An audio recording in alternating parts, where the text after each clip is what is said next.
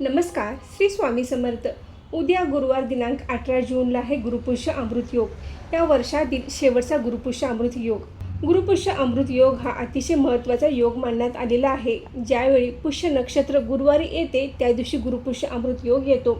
गुरुपुष्य अमृत योग हा विवाह वगळता सर्व कार्यासाठी शुभ मानला जातो. या दिवशी आपण नवीन व्यवसायाची सुरुवात करू शकतो, सोने खरेदी करू शकतो, वाहन खरेदी करू शकतो, नवीन फ्लॅटची बुकिंग करू शकतो. अशा या शुभ दिवशी आपण आपल्या गुरूंची देखील सेवा करणे आवश्यक आहे. तुमचे कोणतेही गुरु असतील, श्री स्वामी समर्थ महाराज, गजानन महाराज, शंकर महाराज, साईबाबा, दत्त महाराज यांची सेवा या गुरुपुष्य अमृत योगावर झालीच पाहिजे. आपल्या गुरूंची सेवा गुरुपुष्य अमृत योगावर कोणती करावी, कशी करावी हे जाणून घेण्यासाठी हा व्हिडिओ शेवटपर्यंत नक्की बघा. नमस्कार मैत्रिणींनो, मी सारिका भक्ती विश्वमध्ये तुमचे मनापासून स्वागत करते. गुरुपुष्य अमृत योग हा शक्यतो सारखा येत नाही. तर मैत्रिणींनो, वर्षातून जास्तीत जास्त 3 वेळा गुरुपुष्य अमृत योग असतो. तर या योगावर आपण आपल्या गुरूंची सेवा करणे आवश्यक आहे. गुरुपुष्य अमृत शुभ मुहूर्तावर आपण मौल्यवान वस्तूंची खरेदी करतो, त्यासोबतच आपण आपल्या गुरूंची सेवा देखील करायची आहे. तर या दिवशी आपण सकाळी लवकर उठायचं आहे, आपले घर अंगण स्वच्छ करायचं आहे. त्यानंतर आपण आंघोळ करायची आहे. आंघोळ करताना आपण आंघोळीच्या पाण्यामध्ये चिमूटभर हळद टाकून आंघोळ करायची आहे.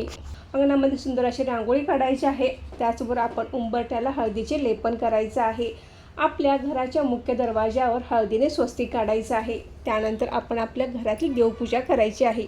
गुरुवार आहे, गुरुपुष्य अमृत योग आहे. तर आपल्या देवघरात असलेल्या श्री स्वामी समर्थ महाराजांच्या मूर्तीवर अभिषेक करायचा आहे. हा अभिषेक तुम्ही शुद्ध पाण्याने किंवा पंचामृताने करू शकता.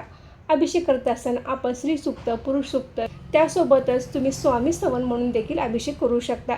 यापैकी कोणतेही एक म्हणून अभिषेक करू शकता किंवा तुम्हाला 3ही म्हणणे शक्य असेल तर 3ही म्हणून तुम्ही हा अभिषेक करायचा आहे. आणि हे शक्य नसेल तर तुम्ही फक्त श्री स्वामी समर्थ या मंत्राचा मंत्र जाप करून आपण श्री स्वामी समर्थ महाराजांच्या मूर्तीवर अभिषेक करायचा आहे.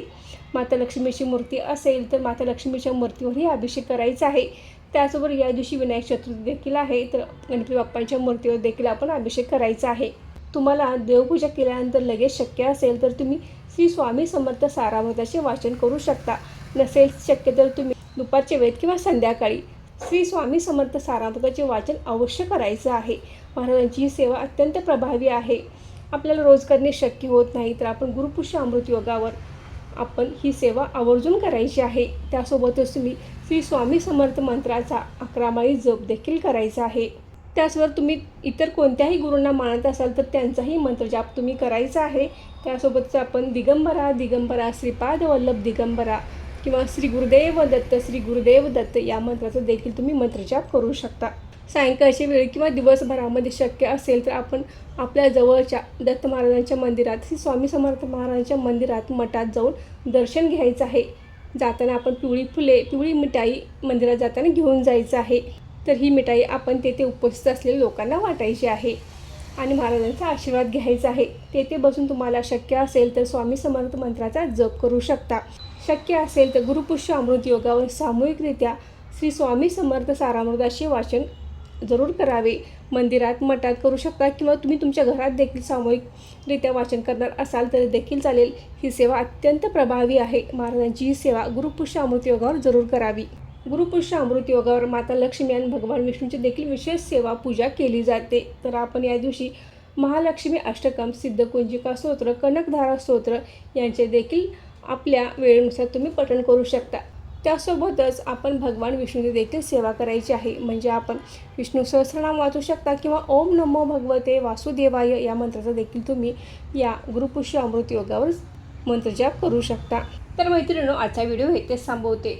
उद्या गुरुपुष्य अमृत योग आहे, तर ही स्वामी समर्थ महाराजांची सेवा अजिबात चुकवू नका. आजची माहिती कशी वाटली कमेंट करून नक्की सांगा. व्हिडिओ आवडल्यास व्हिडिओ लाईक करा, शेअर करा आणि सारिका भक्ती विश्व या यूट्यूब चॅनल सबस्क्राईब करा. धन्यवाद.